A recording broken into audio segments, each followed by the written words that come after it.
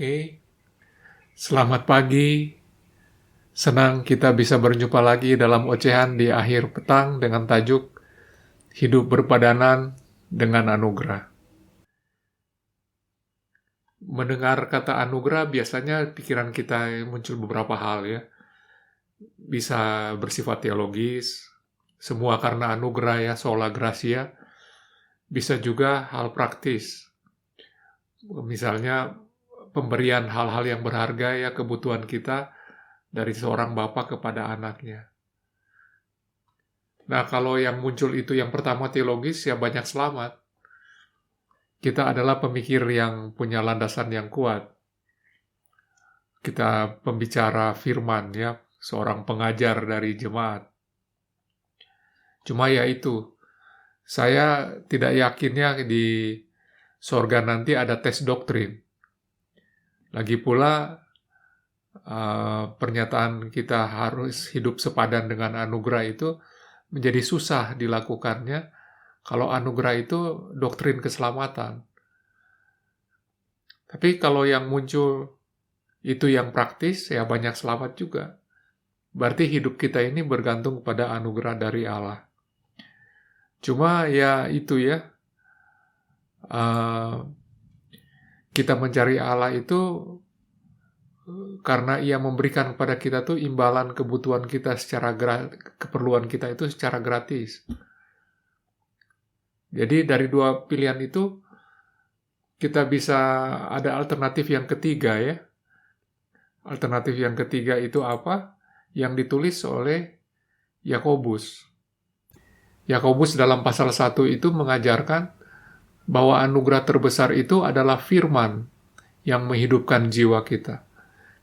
Kita menjadi manusia firman, dan sebagaimana benih Yesus ya, Kristus, itu kita tahu Tuhan Yesus itu adalah firman yang menjadi manusia.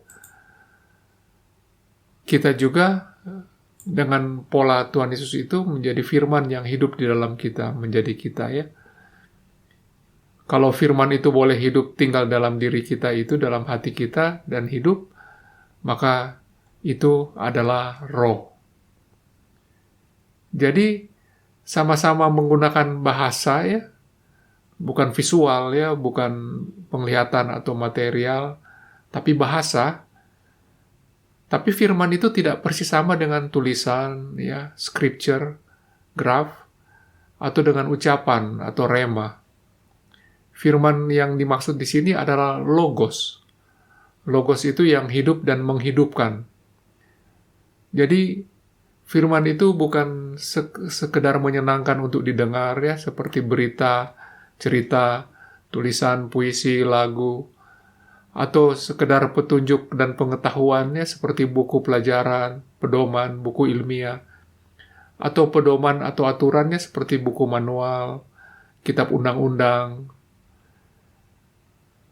Tapi lebih berupa seperti program ya, seperti software yang membuat hardware itu istimewa. Oleh itu sebabnya ya, cuma kita yang menggunakan istilah benih firman Tuhan. Kita mengasosiasikan firman Tuhan itu dengan benih. Benih, jadi bukan hukum atau bahkan hukuman bagi yang melanggar firman Tuhan. Karena yang ditabur itu adalah benih yang tumbuh dalam hidup kita untuk menghasilkan bisa anggur, ya, gandum, atau segala macam buah yang istimewa, yang benihnya itu Tuhan berkenan anugerahkan kepada kita. Jadi, hidup kita itu berpadanan dengan anugerah, sekarang lebih make sense, bukan? Jadi pikiran kita, emosi kita, perkataan yang keluar dari mulut kita itu, ucapan kita, dan tentu saja perbuatan kita itu sekarang datang dari sosok Roh Kristus yang ada di dalam diri kita. Nah, Sang Firman ya, yang benihnya sudah ditaburkan dalam diri kita itu hidup dalam hati kita. Dan ini bukan abstrak konsep atau perumpamaan ya. Yakobus itu menjelaskannya perubahan nyata dalam diri kita itu saat kita menghidupi Roh Kristus Sang Firman. Tidak gampang berbicara, lebih banyak mendengar, itu yang pertama ya dikatakan situ. Jadi tidak gampang memberikan opini ya, tapi lebih banyak mendengar. Emosi terkendali, tidak gampang mengumbar amarah. Kemudian dikatakan juga Roh Kristus itu menuntut kekudusan ya, bersihkan dari kekotoran, menuntut kebaikan juga dan lemah lembut. Dan kemudian bukan apa yang terlihat, tapi apa yang dilakukan. Karena manusia roh itu bukan pencitraan. Jadi kalau kita bercermin tidak kelihatan kita manusia roh atau bukan. Tetapi dinyatakan dari perbuatan kita. Justru ya dalam mengasihi, mensahabati, dan mengurusi mereka yang tidak berdaya di tengah-tengah kehidupan kita ya. Jadi memang anugerah terbesar itu keselamatan itu ya, jadi perspektif teologi itu benar ya. Dan juga Allah mengaruniakan berkat-berkat yang dibutuhkan anak-anaknya, perspektif praktis ini benar juga.